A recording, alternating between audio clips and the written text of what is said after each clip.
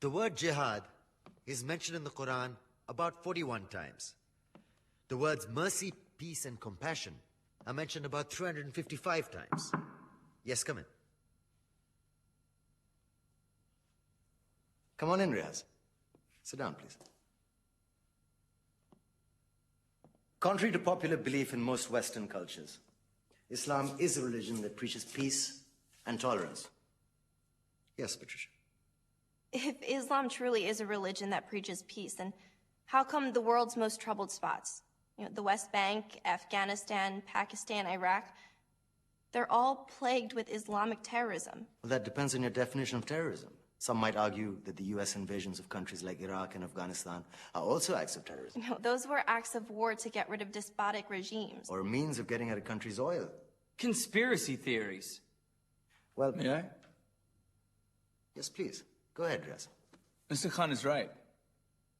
I mean, if we're talking about terrorists, the world's biggest terrorists are the white superpowers. Come on now. No, really, stop and think about it.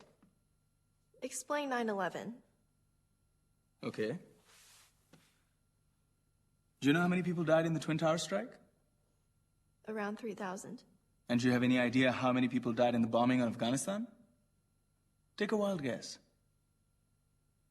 More than 15,000 people died.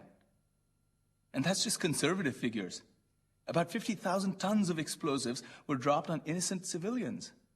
Men, women, children. Yeah, but that was because of the Taliban. Now that you brought it up, did you know that the Taliban was a creation of the CIA? To fight the Russians. Whatever. They were still harboring terrorists. Yeah, right. Terrorists that were never found. Just like the weapons of mass destruction that were never found in Iraq. Do you want to get into the death toll in Iraq? 500,000 civilians and counting. And what do Britain and America say when they don't find these weapons? It's simple. They just say sorry.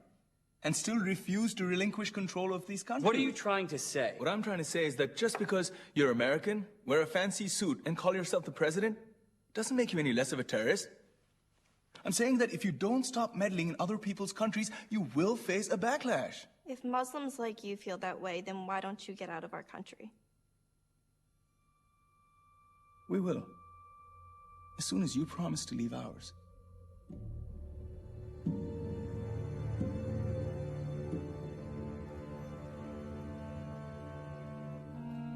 Salam alaikum.